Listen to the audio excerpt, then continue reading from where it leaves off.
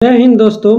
आज के इस वीडियो में हम लोग देखेंगे बिहार कर्मचारी चयन आयोग बिहार दरोगा परीक्षा अवर निरीक्षक मुख्य परीक्षा 2023 का आपका सभी व्याख्या सहित हल प्रश्न पत्र। तो दोस्तों आप लोगों ने अभी देखा ही होगा कि हाल फिलहाल में आपका बिहार दरोगा का पीटी का रिजल्ट घोषित कर दिया गया है, जिसमें आपका कुल 32,000 प्लस छात्र ने क्वालिफाई किया है और आगे आपका अप्रैल में आपका बिहार दरोगा का मुख्य परीक्षा होने वाला है। तो उसी के मद्देनज़र देखते हुए दोस्तों बिहार दरोगा का आपका जितना भी परीक्षा हुआ है उसका हम क्वेश्चन बैंक लेकर आ रहे हैं।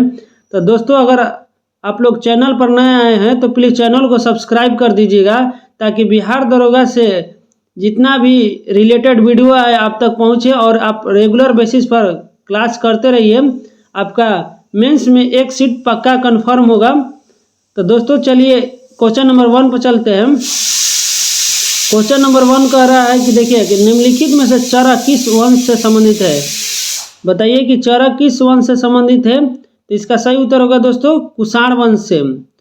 और कुषाण वंश का आपका संस्थापक पूछे तो कुजुल कडफिसेस थे। और कुषाण वंश का आपका दोस्तों प्रसिद्ध शासक पूछे तो कनिष्क थे। और कनिष्क के ही राजवैद्य आपका चरक थे और चरक ने चरक संहिता की रचना किया था। तो ये भी फैक्ट याद रखिएगा दोस्तों, क्योंकि ये सभी भी आपका परीक्षा के लिए महत्वपूर्ण हो जाता है। अगला क्वेश्चन देखिए दोस्तों, क्वेश्चन नंबर 2 कह रहा है कि कोलकाता का सहयोगी बंदरगाह निम्नलिखित में से कौन सा है। बताइए कि कोलकाता का सहयोगी बंदरगाह कौन सा है। तो इसका सही उत्तर होगा दोस्तों हल्दिया आपका कोलकाता का सहयोगी बंदरगाह है। देखिए दोस्तों भारत में कुल 13 प्रमुख बंदरगाह है और कई छोटे छोटे बंदरगाह भी है, जिसमें कोलकाता भारत का प्रमुख एवं एकमात्र नदी बंदरगाह है। यहाँ दिया है दोस्तों कि 2020 में कोलकाता बंदरगाह का नाम बदलकर डॉक्टर श्यामा प्रसाद मुखर्जी बंदरगाह कर दिया गया। ये फैक्ट याद रखिएगा दोस्तों। और विशाखापत्तनम के बारे में पूछे तो भारत का सबसे गहरा आपका बंदरगाह पूछे तो विशाखापत्तनम हो जाएगा, जो कि आपका आंध्र प्रदेश राज्य में है। उसके बाद आपका पारादीप उड़ीसा राज्य में है, कोची आपका केरल राज्य में। तो ये सभी फैक्ट याद रखिएगा। अगला क्वेश्चन देखिए 3 नंबर कहता है कि बिहार में मानवाधिकार आयोग का गठन कब हुआ। बताइए कि बिहार में मानवाधिकार आयोग का गठन कब हुआ था। तो इसका सही उत्तर हो जाएगा दोस्तों 2000 ईस्वी में हुआ था, लेकिन औपचारिक गठन पूछे तो आपका 2008 में हुआ था। तो ये भी फैक्ट याद रखिएगा। अगला क्वेश्चन देखिए 4 नंबर की आर्द्र भूमि दिवस किस तारीख को मनाया जाता है। आर्द्र भूमि दिवस बताइए कि किस तारीख को मनाया जाता है। तो इसका सही उत्तर होगा दोस्तों 2 फरवरी को मनाया जाता है। और 2 फरवरी को विश्व आर्द्र दिवस के रूप में जाना जाता है। यह 1971 में अंतर्राष्ट्रीय महत्व के वेटलैंड पर रामसर कन्वेंशन पर हस्ताक्षर करने के उपलक्ष्य में प्रत्येक वर्ष 2 फरवरी को आपका मनाया जाता है। अगला क्वेश्चन देखिए दोस्तों, क्वेश्चन नंबर 5 पर चलते हैं। क्वेश्चन नंबर 5 कह रहा है कि निम्नलिखित में से सबसे बड़ा अशोक चक्र कहाँ स्थापित किया गया है। बताइए कि सबसे बड़ा आपका अशोक चक्र कहाँ स्थापित किया गया है। तो इसका सही उत्तर होगा दोस्तों टोपरा कला में। और टोपरा कला कहाँ है आपका, तो हरियाणा के यमुनानगर के टोपरा कला गांव में स्थापित किया गया है। यह हल्का स्टील से बना 30 फीट व्यास वाला धर्म चक्र है, जिसका उद्घाटन 5 जनवरी 2019 को किया गया था। तो याद रखिएगा दोस्तों कि सबसे बड़ा अशोक चक्र आपका टोपरा कला हरियाणा में स्थित है। अगला देखिए 6 नंबर आपका करंट से पूछा था कि अयोध्या दीपोत्सव 2023 में निम्नलिखित में से कितने लाख दिए जलाकर विश्व रिकॉर्ड बनाया गया। तो बताइएगा दोस्तों इसका सही उत्तर क्या होगा। इसका सही उत्तर होगा दोस्तों 22 लाख प्लस आपका दिया जलाकर विश्व रिकॉर्ड बनाया गया था, जिसे गिनीज वर्ल्ड रिकॉर्ड बुक में दर्ज किया गया है। अगला देखिए दोस्तों 7 नंबर कि अमनगढ़ बाघ रिजर्व निम्न में से किस राज्य में स्थित है। बताइए कि अमनगढ़ बाघ रिजर्व कहाँ स्थित है। तो ये आपका उत्तर प्रदेश राज्य में स्थित है। इसका राइट आंसर ऑप्शन डी हो जाएगा। देखिए दोस्तों, यहाँ दिया है कि उत्तर प्रदेश में कुल 4 टाइगर रिजर्व है, जिसमें से दुधवा टाइगर रिजर्व, पीलीभीती बाघ रिजर्व, रानीपुर टाइगर रिजर्व और रानीपुर बाघ अभयारण्य भारत का 53वां राष्ट्रीय रिजर्व है। तो ये सभी फैक्ट याद रखिएगा कि यूपी में टोटल 4 है टाइगर रिजर्व है, जिसमें दुधवा, उसके बाद पीलीभीत, उसके बाद रानीपुर और रानीपुर बाघ। अगला क्वेश्चन देखिए दोस्तों, 8 नंबर कह रहा है कि विद्युत शक्ति का इकाई क्या होती है। बताइए कि विद्युत शक्ति का इकाई क्या होता है। तो इसका सही उत्तर होगा दोस्तों वाट होते हैं। और विद्युत शक्ति उसे कहते हैं कि किसी विद्युत परिपथ में जिस दर से विद्युत ऊर्जा स्थानांतरित होती है उसे विद्युत शक्ति कहते हैं दोस्तों। कार्य का एसआई मात्रक पूछे तो जूल है, विभव का एसआई मात्रक पूछे तो वोल्ट है और आवेश का एसआई मात्रक पूछे तो दोस्तों कूलम हो जाएगा। अगला क्वेश्चन 9 नंबर देखिए कि सभी अम्लों में पाए जाने वाला तत्व कौन सा है। बताइए कि सभी अम्लों में पाए जाने वाला तत्व कौन सा है। तो इसका सही उत्तर हो जाएगा आपका हाइड्रोजन तत्व ऐसा है जो सभी अम्लों में पाया जाता है। और हाइड्रोजन का खोज पूछे तो आपका हेनरी कैवेंडिश द्वारा की गई थी। और हाइड्रोजन आपका आवर्त सारणी में प्रथम वर्ग में आता है, ये भी फैक्ट याद रखिएगा। हाइड्रोजन का 3 समस्थानिक होता है दोस्तों, और हाइड्रोजन का परमाणु संख्या 1 होता है। तो ये सभी फैक्ट भी याद रखिएगा।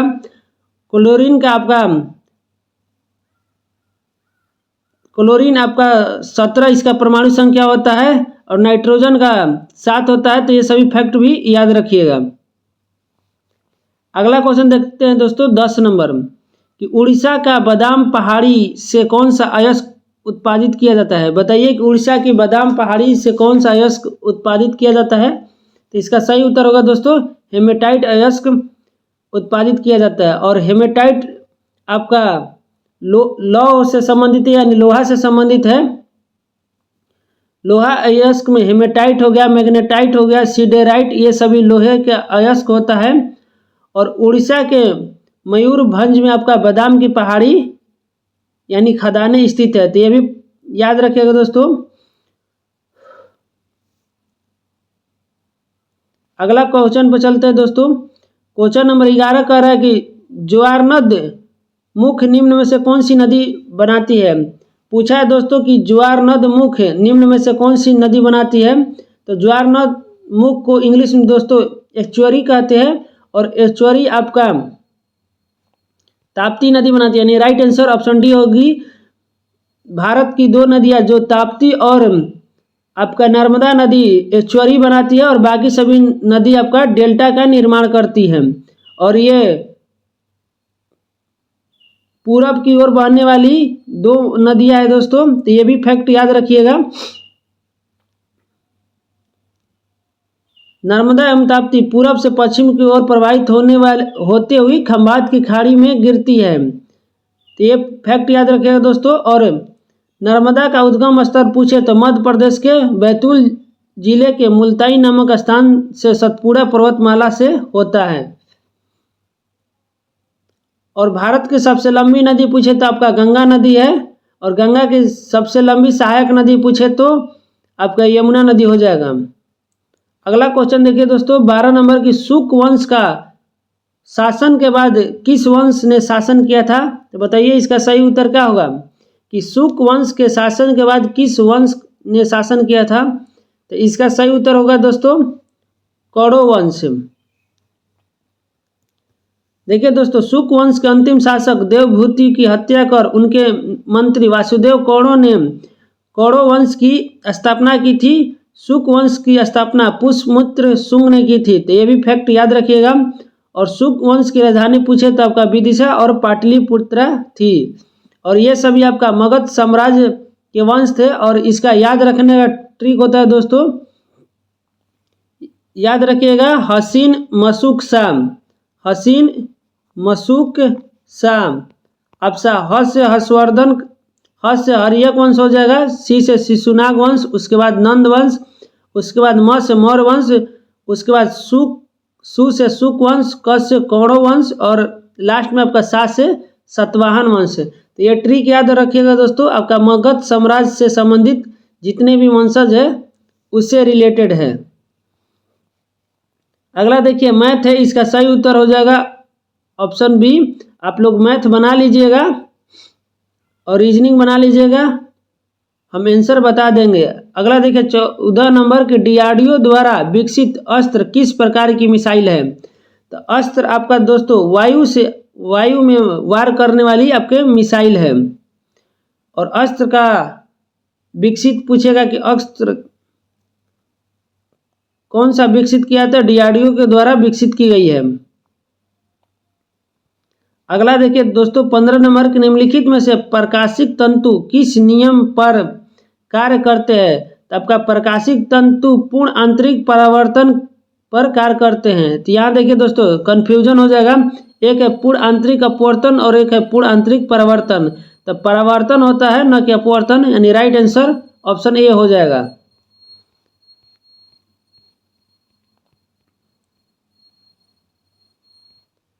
अगला क्वेश्चन देखते हैं दोस्तों 16 नंबर की। 1916 में कांग्रेस के अधिवेशन कहाँ पर आयोजित हुआ था। तो 1916 में कांग्रेस का अधिवेशन आपका लखनऊ में हुआ था और इस अधिवेशन की अध्यक्षता आपका दोस्तों एनी बेसेंट के द्वारा की गई थी। ये भी फैक्ट याद रखिएगा। अगला क्वेश्चन चलते हैं 17 नंबर की। भीमराव अंबेडकर ने डिप्रेस्ड क्लास एसोसिएशन की स्थापना किस वर्ष की। बताइए कि बी आर अम्बेडकर जी ने डिप्रेस्ड क्लास एसोसिएशन की स्थापना किस वर्ष किया था। तो इसका सही उत्तर हो जाएगा दोस्तों 1930 ईस्वी में किया था और इनका मुख्य उद्देश्य था दलित समुदाय के अधिकारों के लिए संघर्ष करना। अगला है 18 नंबर की। कांग्रेस का प्रथम विभाजन कब हुआ था। बताइए कि कांग्रेस का प्रथम विभाजन कब हुआ था। तो आपका कांग्रेस का प्रथम विभाजन सूरत अधिवेशन 1907 ईस्वी में हुआ था और कांग्रेस का विभाजन आपका उग्र दल और नर्म दल में, यानी गरम दल और नरम दल में विभाजित हो गया था। और गरम दल का नेता पूछे तो लाल बाल पाल थे। तो ये भी फैक्ट याद रखिएगा दोस्तों। अगला क्वेश्चन कह रहा है 19 नंबर कि उत्कल दिवस निम्न में से किस राज्य द्वारा मनाया जाता है। बताइए कि उत्कल दिवस निम्न में से किस राज्य के द्वारा मनाया जाता है। तो इसका सही उत्तर होगा उड़ीसा के द्वारा और उड़ीसा का पुराना नाम आपका उत्कल ही था। तो ये भी फैक्ट याद रखिएगा।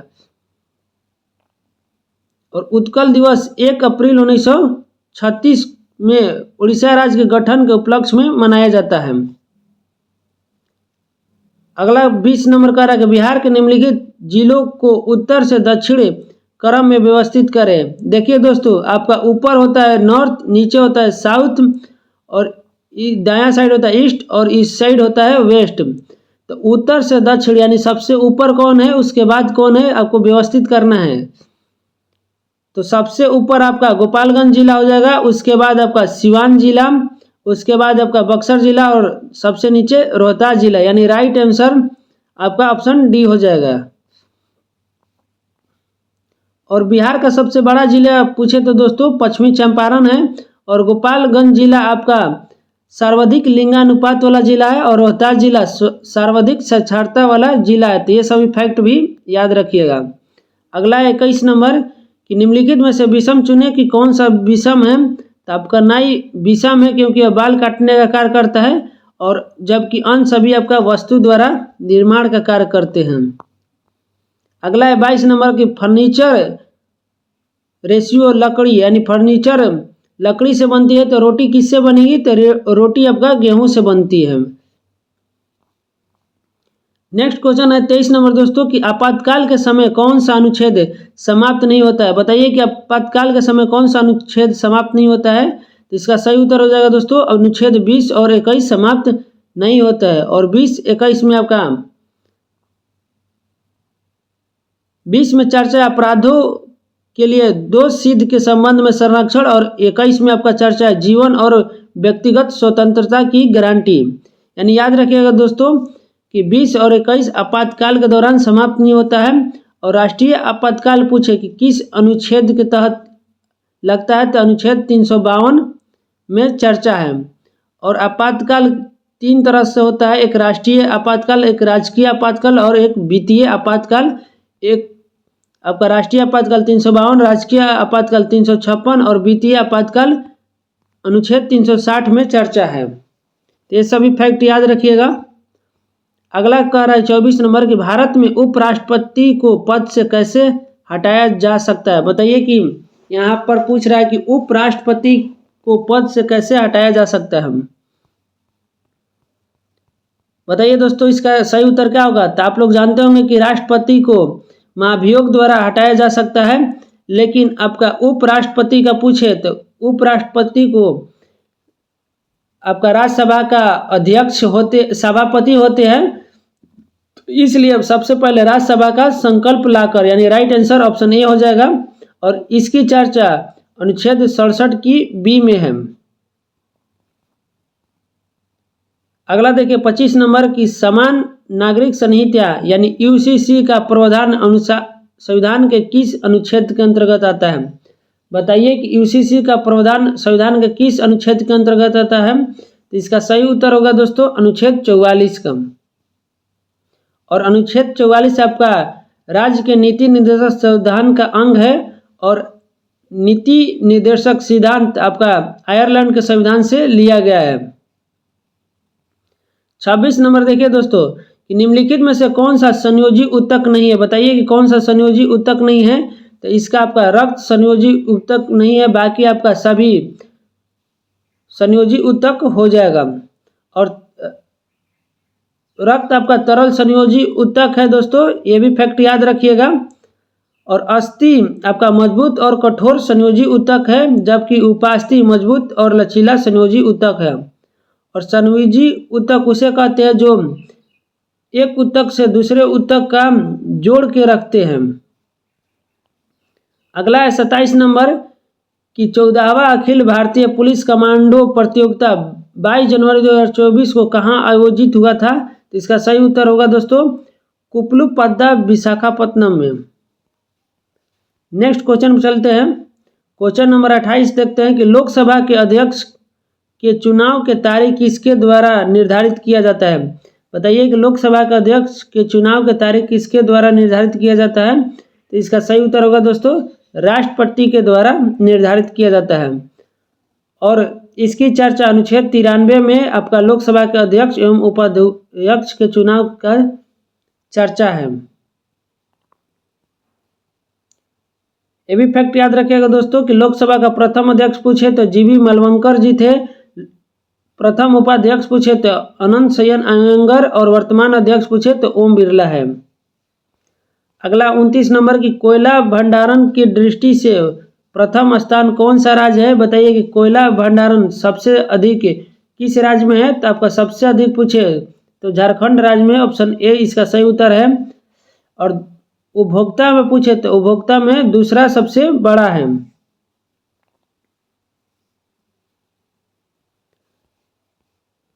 आगे देखते हैं दोस्तों 30 नंबर की सोशल कॉन्ट्रैक्ट निम्नलिखित में से किसके द्वारा लिखा गया है। बताइए कि सोशल कॉन्ट्रैक्ट किसका पुस्तक है। तो ये आपका रूसो के द्वारा लिखा गया है, याद रखिएगा दोस्तों। और रूसो आपका फ्रांसीसी यानी फ्रांस के रहने वाले थे।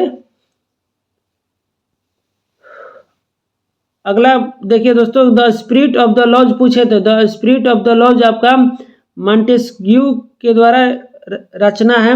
और दास कैपिटल पूछे तो दास कैपिटल आपका कार्ल मार्क्स द्वारा लिखा गया है।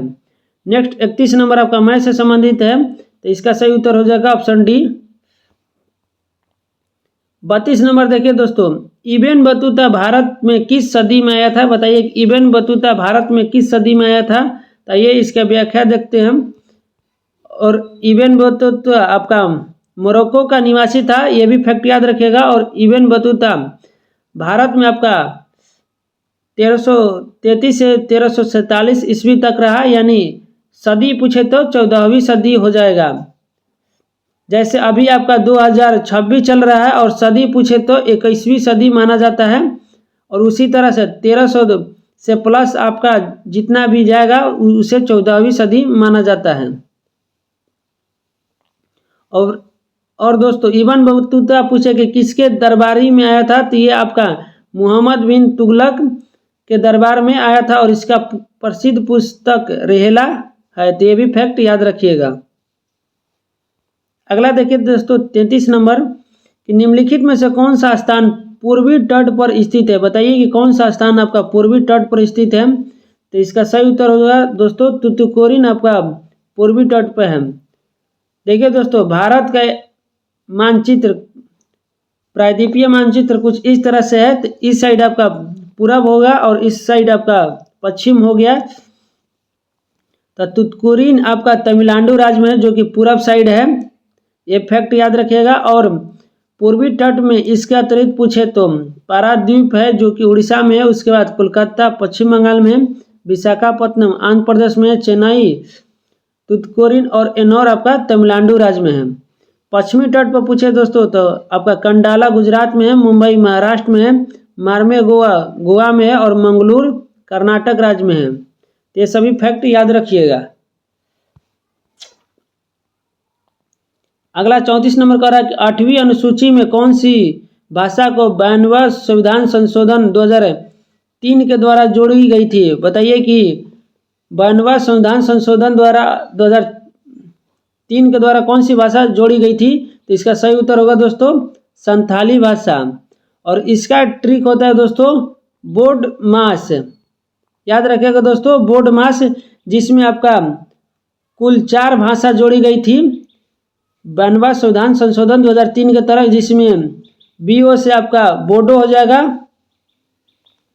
डो से डोंगरी हो जाएगा, M से मैथिली हो जाएगा और S से आपका संथाली हो जाएगा। तो ये भी फैक्ट याद रखिएगा दोस्तों कि बोर्ड मास इसका ट्रिक होता है। वर्तमान में पूछे दोस्तों तो कुल 22 भाषा की चर्चा है, लेकिन शुरू में आपका टोटल 14 ही भाषा थी, जिसे 21वां संविधान संशोधन द्वारा आपका सिंधी को सर्वप्रथम जोड़ा गया। बाद में 71वां संविधान संशोधन द्वारा आपका नेपाली, मणिपुर और कोंकणी को जोड़ा गया। और इसका ट्रिक होता है दोस्तों नमक याद रखिएगा, न से नेपाली, म से मणिपुरी और क से कोंकणी। ये आपका 71वां संविधान संशोधन 1992 द्वारा जोड़ा गया। और लास्ट में आपका 4 और भाषा जोड़ा गया। और भाषाओं की चर्चा पूछे तो 8वीं अनुसूची में इसकी चर्चा है। और अनुच्छेद पूछे तो आपका 343 से 351 तक अधिकारी भाषा का उल्लेख है। और भाग पूछे तो भाग 17 में है। अगला देखिए 35 नंबर की योजना आयोग की स्थापना कब की गई थी। बताइए कि योजना आयोग की स्थापना कब की गई थी। तो इसका सही उत्तर होगा दोस्तों 1950 में की गई थी। और उस समय तत्कालीन प्रधानमंत्री आपका जवाहरलाल नेहरू थे। ये भी फैक्ट याद रखिएगा। और योजना आयोग का नाम बदलकर अब नीति आयोग कर दिया गया है, जो कि 1 जनवरी 2015 से लागू हो गया है। अगला देखिए पूगा घाटी जो लद्दाख में स्थित है किस लिए प्रसिद्ध है। बताइए कि पूगा घाटी किस लिए प्रसिद्ध है। तो ये आपका भूतापीय ऊर्जा के लिए प्रसिद्ध है। तो ये भी फैक्ट याद रखिएगा कि पूगा घाटी लद्दाख में स्थित है। 37 नंबर देखिए दोस्तों, 37 कह रहा है कि लोकसभा के अध्यक्ष एवं उपाध्यक्ष दोनों अनुपस्थित हो तो लोकसभा के बैठक की अध्यक्षता कौन करता है। तो जब अध्यक्ष और उपाध्यक्ष दोनों उपस्थित हो तो इसकी अध्यक्षता आपका सभापति करते हैं। राइट आंसर ऑप्शन डी हो जाएगा।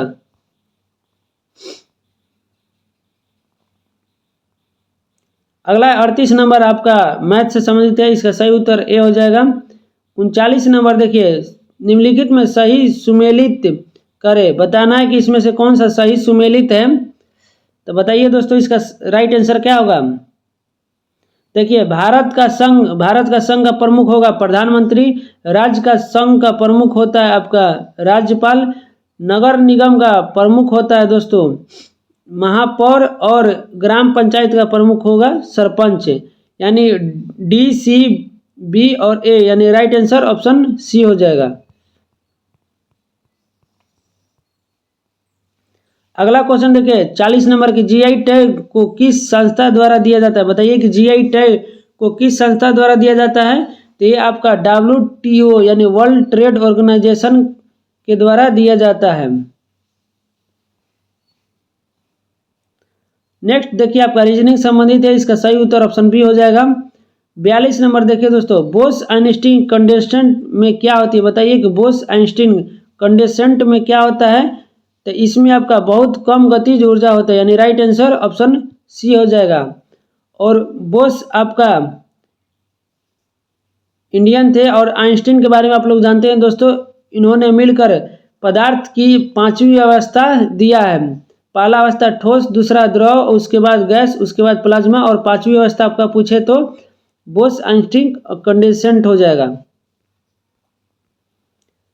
43 नंबर देखिए दोस्तों, बक्सर के युद्ध के समय दिल्ली पर किसका शासन था? बताइए कि बक्सर का जब युद्ध हुआ था तो उस समय दिल्ली पर किसका शासन था? तो इसका सही उत्तर होगा दोस्तों शाह आलम द्वितीय का। और बक्सर का युद्ध पूछे तो 22 अक्टूबर 1764 को लड़ा गया था। और लड़ने वाले में एक तरफ आपका ब्रिटिश ईस्ट इंडिया कंपनी थी और दूसरी तरफ अवध के नवाब मीर कासिम, उसके बाद आपका दिल्ली के शासक शाह आलम द्वितीय था, जिसमें ब्रिटिश का जीत हुई थी। अगला देखिए 44 नंबर का रहा कि अध्यात्मक सरकार की क्या विशेषता होती है? बताइए कि अध्यात्मक सरकार की क्या विशेषता होती है? तो इसका सही उत्तर होगा स्वतंत्र कार्यपालिका, इसका सही उत्तर होगा। 45 नंबर देखिए आपका रीजनिंग से है, इसका सही उत्तर ऑप्शन बी हो जाएगा। 46 नंबर देखिए दोस्तों कि हाल ही में मरणोपरांत भारत रत्न पुरस्कार किसे दिया गया है? तो इसका सही उत्तर हो जाएगा दोस्तों कर्पूरी ठाकुर जी को मरणोपरांत भारत रत्न दिया गया है। और कर्पूरी ठाकुर बिहार के दूसरे उप मुख्यमंत्री तथा 2 बार मुख्यमंत्री रह चुके हैं और इन्हें 23 जनवरी 2024 को भारत रत्न से सम्मानित किया गया है। और इनका उपनाम पूछे तो दोस्तों कर्पूरी ठाकुर को जननायक के नाम से भी जाना जाता है।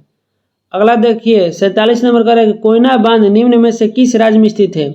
बताइए कि कोयना बांध किस राज्य में स्थित है? तो इसका सही उत्तर होगा महाराष्ट्र राज्य में आपका कोयना बांध स्थित है। अगला क्वेश्चन चलते हैं दोस्तों 48 नंबर की पहाड़ों पर पानी कब उबलता है? बताइए कि पहाड़ों पर पानी कब उबलता है? तो पहाड़ों पर पानी आपका समुद्र के तल से कम ताप पर ही उबलने लग जाता है, यानी राइट आंसर ऑप्शन बी हो जाएगा, क्योंकि पहाड़ों पर वायु दाब की कमी हो जाती है। अगला देखिए दोस्तों 49 नंबर कि भारत के प्रथम आधुनिक पुरुष किसे कहा जाता है? बताइए कि भारत का प्रथम आधुनिक पुरुष किसे कहा जाता है? तो इसका सही उत्तर होगा राजा राम मोहन राय को आधुनिक पुरुष कहा जाता है, क्योंकि इन्होंने समाज सुधारक बहुत से कार्य किए थे और इन्होंने 1815 में आत्मीय सभा और 1828 में ब्रह्म समाज की स्थापना किया था। और इन्हें आधुनिक भारत का जनक भी कहा जाता है। तो ये भी फैक्ट याद रखिए दोस्तों, इन्होंने 1817 में कलकत्ता हिंदू कॉलेज और 1825 में वेदांत कॉलेज की स्थापना किया था। अगला देखिए 50 नंबर के निम्नलिखित में डीएनए प्रतिबंधन में डीएनए खंडों को जोड़ने हेतु किस एंजाइम का प्रयोग किया जाता है? तो इसका सही उत्तर होगा दोस्तों लाइगेज का प्रयोग किया जाता है, यानी डीएनए प्रतिबंधन में डीएनए खंडों को जोड़ने के लिए लाइगेज एंजाइम का प्रयोग किया जाता है।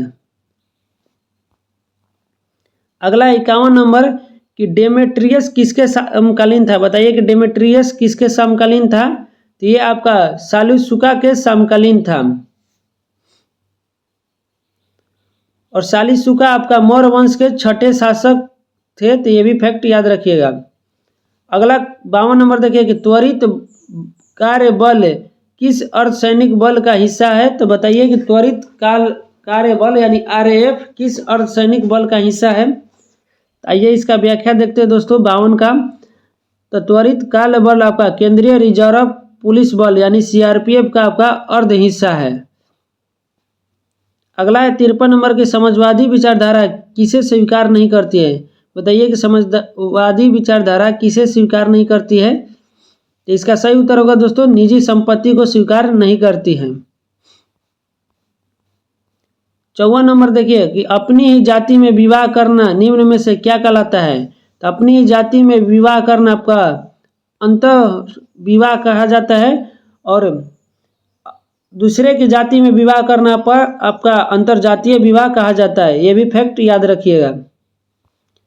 55 नंबर कह रहा है कि पूंजीवादी अर्थव्यवस्था का मूल सिद्धांत निम्नलिखित में से क्या है। बताइए कि पूंजीवादी अर्थव्यवस्था का मूल सिद्धांत क्या है। तो इसका मूल सिद्धांत है प्रतिस्पर्धा। और अर्थव्यवस्था आपका कुल 3 प्रकार का विभाजित किया जाता है, पूंजीवादी, समाजवादी अर्थव्यवस्था और मिश्रित अर्थव्यवस्था। भारत आपका मिश्रित अर्थव्यवस्था के अंतर्गत आता है। अगला देखिए 56 नंबर के निम्नलिखित में से विषम चुने, इसमें से कौन सा विषम है। तो आपका सिर और पेट विषम है, बाकी सब एक दूसरे से संबंधित है। जैसे पैर में ही आपका टखना होता है, बाँह में कंधा होता है, हाथ में कलाई होता है। अगला देखिए 57 नंबर कि भारत में इलेक्ट्रिक राजधानी के रूप में कौन सा शहर प्रसिद्ध है। तो इलेक्ट्रिक राजधानी के रूप में आपका बेंगलुरु शहर प्रसिद्ध है, यानी राइट आंसर ऑप्शन ए हो जाएगा।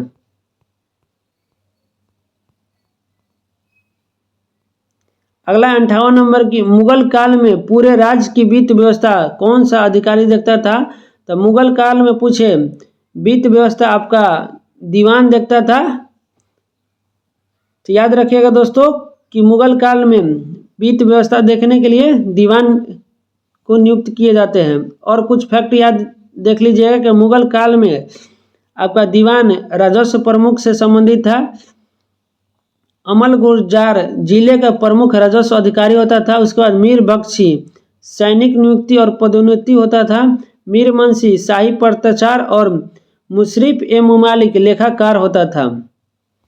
अगला 59 नंबर कि SO2 और ऑक्सीजन O2 से अभिक्रिया करके SO3 ऊष्माक्षेपी अभिक्रिया है। तो बताइए कि इसमें से क्या सही होगा। तो इसका सही उत्तर होगा दोस्तों उच्च दाब उत्प्रेरक और निम्न ताप। 60 नंबर देखिए दोस्तों कि मुंगेर जिले में निम्न में से किस जिले की स्थलीय सीमा स्पर्श नहीं होती है।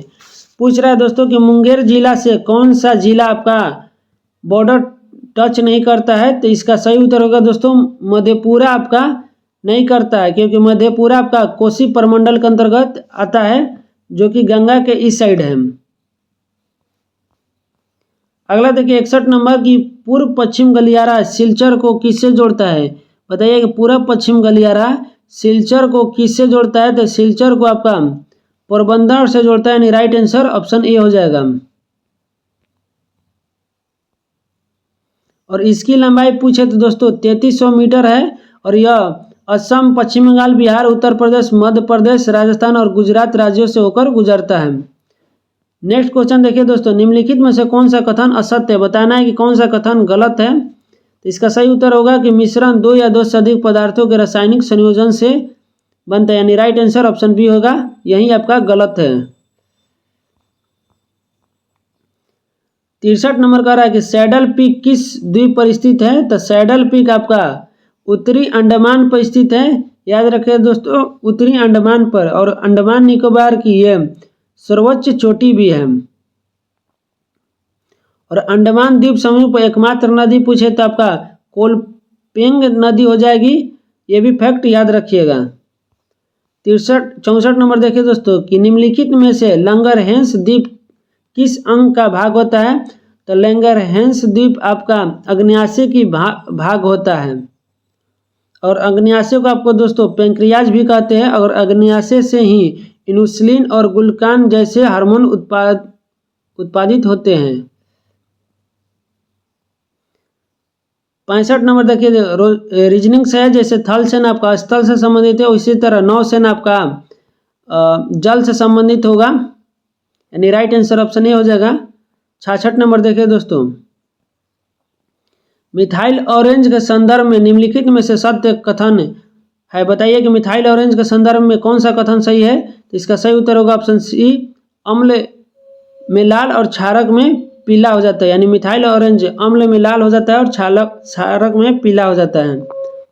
64 नंबर देखिए दोस्तों लोकसभा में विपक्षी नेता का दर्जा प्राप्त करने हेतु कुल कितने सीटें आवश्यक होता है। तो लोकसभा में विपक्षी नेता का दर्जा प्राप्त करने के लिए कुल आपका लोकसभा का 10वां हिस्सा होना जरूरी होता है। अगला देखिए 68 नंबर अंतर्राष्ट्रीय न्यायालय में न्यायाधीशों की कुल कितनी संख्या होती है। तो अंतर्राष्ट्रीय न्यायालय में न्यायाधीशों की कुल संख्या आपका 15 होती है। और अंतर्राष्ट्रीय न्यायालयों का मुख्यालय पूछे तो द हेग नीदरलैंड में स्थित है। 69 नंबर आपका रीजनिंग से संबंधित है, तो बना लीजिएगा, इसका सही उत्तर ऑप्शन बी हो जाएगा। 70 नंबर देखिए कि निम्नलिखित में से न्यायालय किस मामले में हस्तक्षेप नहीं कर सकती है। बताइए कि किस मामले में न्यायालय हस्तक्षेप नहीं कर सकती है। तो पंचायतों में सीटों का आवंटन में भी नहीं कर सकती है और चुनावी क्षेत्र के परिसीमन में भी, यानी 1 और 2 इसका सही उत्तर होगा। 71 नंबर देखिए दोस्तों, अनुच्छेद 21 किससे संबंधित है। बताइए कि अनुच्छेद 21 किससे संबंधित है। तो कुछ देर पहले ही बताए थे दोस्तों, 20 और 21 आपका अनुच्छेद। तो 21 आपका प्राण एवं दैहिक का अधिकार से संबंधित है। जबकि देखिए दोस्तों, अनुच्छेद 19 और 22 स्वतंत्रता का अधिकार संबंधित है। 1925 से 28 तक धार्मिक स्वतंत्रता का अधिकार है और अनुच्छेद 32 में संवैधानिक उपचारों का अधिकार है। 72 नंबर देखिए दोस्तों कि दिलवाड़ा का जैन मंदिर निम्न में से किस पर्वत पर स्थित है। तो दिलवाड़ा का जैन मंदिर आपका माउंट आबू पर स्थित है। अगला क्वेश्चन देखिए 73 नंबर को 1946 में हुए शाही नौसेना विद्रोह का नेतृत्व किसने किया था। तो शाही नौसेना का विद्रोह आपका MS खान ने किया था। याद रखिए दोस्तों कि शाही नौसेना विद्रोह का नेतृत्व MS खान ने किया था। अगला क्वेश्चन देखिए 74 नंबर की मेजर ध्यानचंद खेल रत्न से सम्मानित खिलाड़ी चिराग चंद्रशेखर शेट्टी का संबंध किस खेल से है।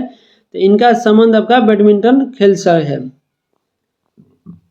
75 नंबर का रहा है कि फ्रांस और संयुक्त अरब अमीरात के साथ भारत ने कौन सा युद्ध अभ्यास आयोजित किया है। तो ये आपका डेजर्ट नाइट आपका फ्रांस और अरब अमीरात से होता है। धर्म गार्जियन पूछे दोस्तों, तो धर्म गार्जियन आपका भारत और जापान से होता है। अजय वारियर पूछे तो भारत और ब्रिटेन से होता है।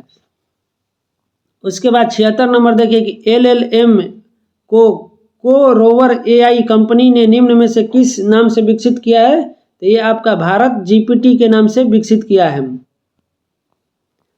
अगला देखिए 77 नंबर की ब्लड प्रेशर को किससे व्यक्त किया जाता है। बताइए कि ब्लड प्रेशर को किससे व्यक्त किया जाता है। तो यह आपको